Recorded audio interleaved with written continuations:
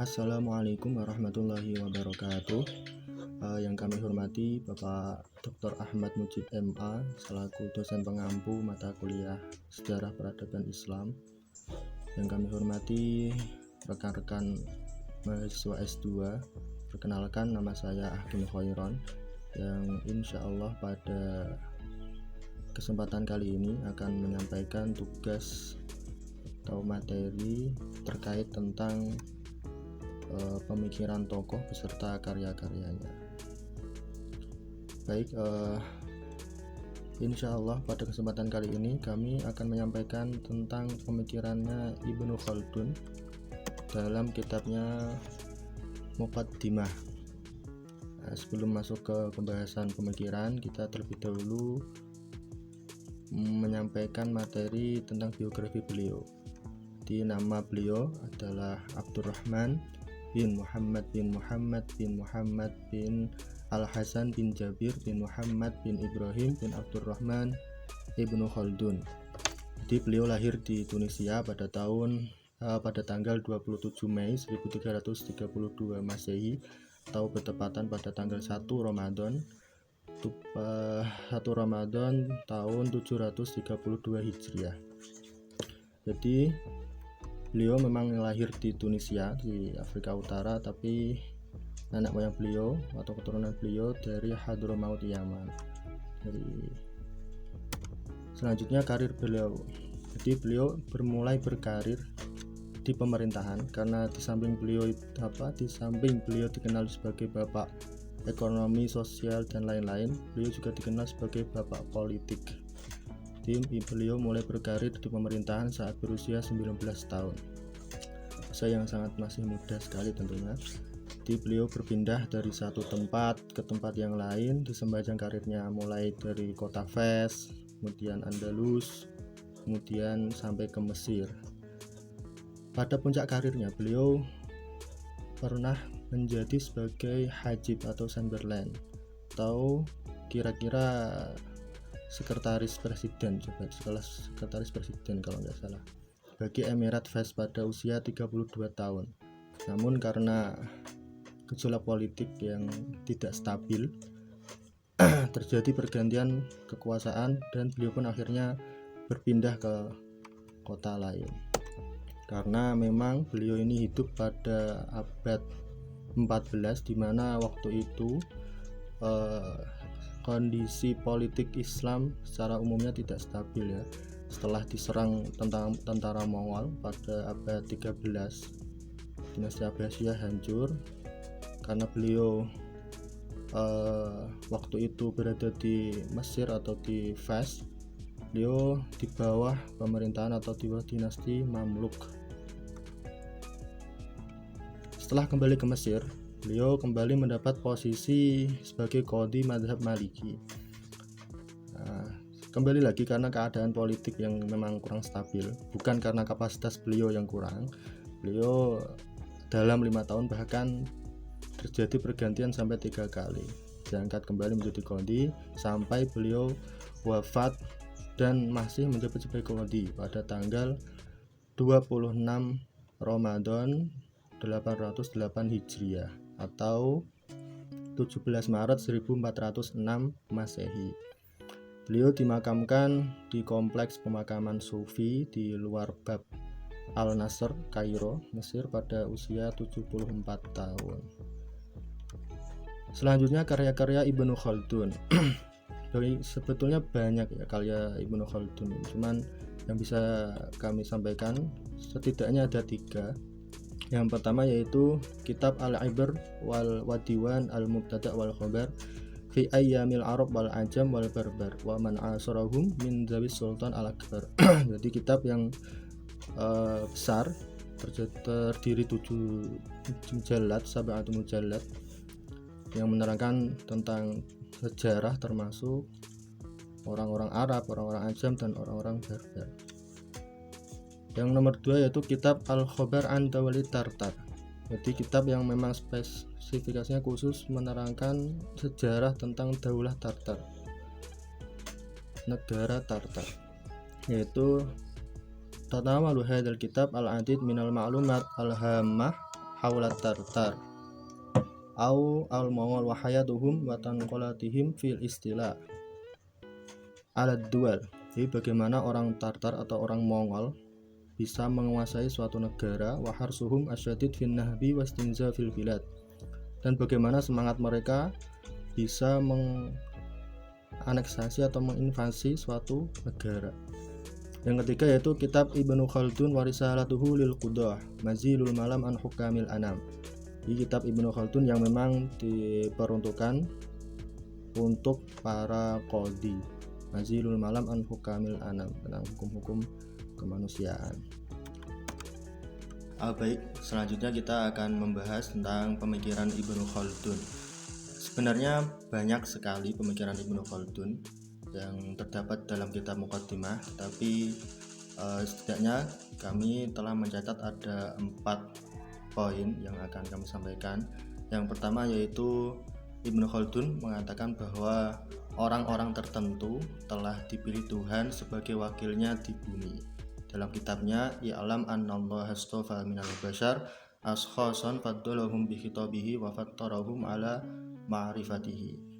Jadi Ibnu Khaldun berkeyakinan bahwasanya hanya ada satu roh yang dapat mencapai wujud layaknya para malaikat, yaitu rohnya para nabi, para rasul yang tentunya mendapat tugas untuk menyampaikan wahyu dari Tuhan.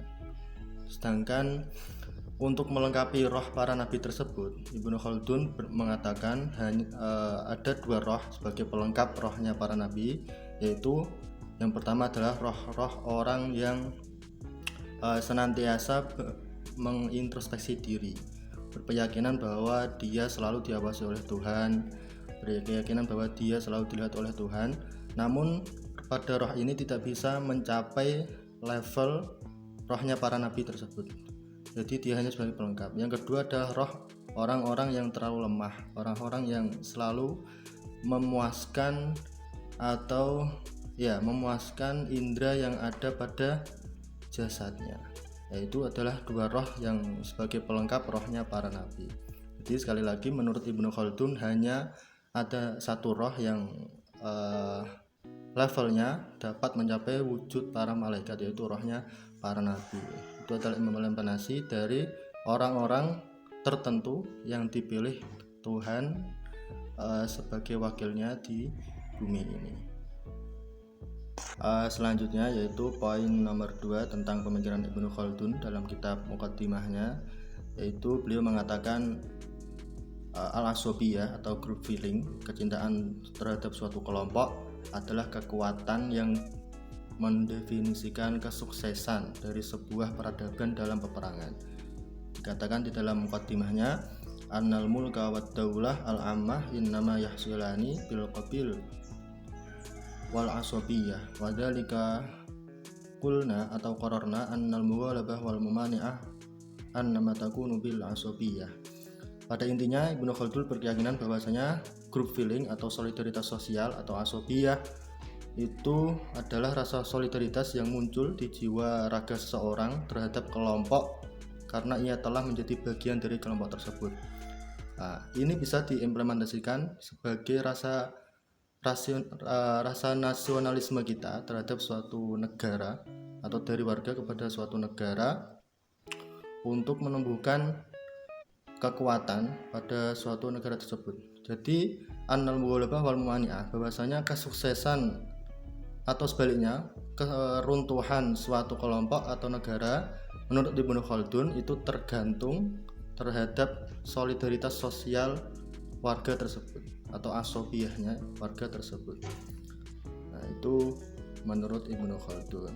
Semakin solid atau semakin kuat rasa solidaritas sosial atau group feeling warga tersebut, maka semakin kuat pula kelompok atau negara tersebut. Sebaliknya, semakin rapuh solidaritas sosial atau group feeling warga tersebut, semakin mudah pula dipecah belah oleh kelompok lain.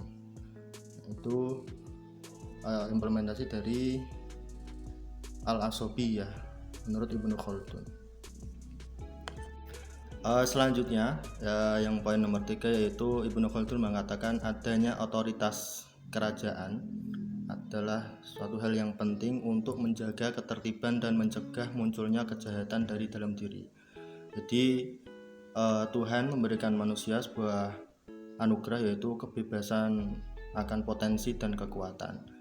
Jadi tergantung manusia bisa disalurkan dalam bentuk potensi dalam perbuatan yang mulia ataupun sebaliknya, yaitu perbuatan yang tercela atau dalam kategori kejahatan. Maka menurut Ibnu Khaldun menjadi penting adanya suatu kerajaan atau suatu pemerintahan atau sultan yang memiliki wewenang untuk mencegah kita melakukan perbuatan yang tercela tersebut. Maka ketika ada suatu otoritas kerajaan yang bisa mencegah kita untuk melakukan suatu kejahatan, tentunya kita akan memiliki ruang yang sangat sempit untuk berbuat jahat. Maka idealnya menurut Ibnu Khaldun, dalam suatu kerajaan terdapat suatu pemerintah atau suatu raja atau suatu pemimpin yang dipilih yang mempunyai dukungan dari masyarakat luas. Nah, ini masih mambung dari rasa solidaritas sosial tadi, yaitu pemimpin yang mempunyai wibawa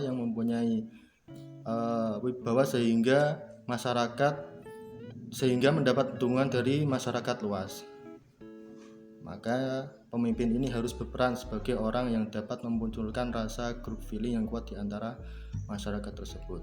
Pada intinya, otoritas kerajaan atau pemerintahan menurut Ibnu Khaldun sangat penting untuk menjaga ketertiban dan mencegah munculnya kejahatan dari dalam diri kita.